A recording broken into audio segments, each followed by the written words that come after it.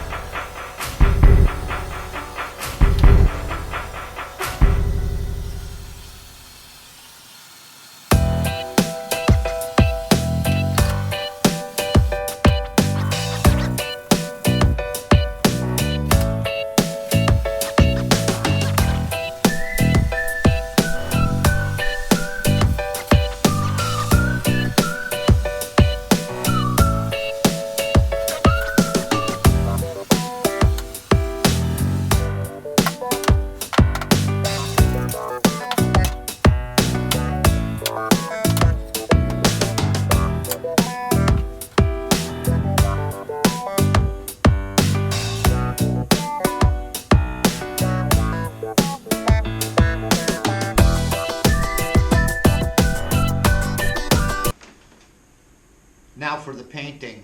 So now I'm going to be upstairs for about 4 hours, watching the football game, painting these things.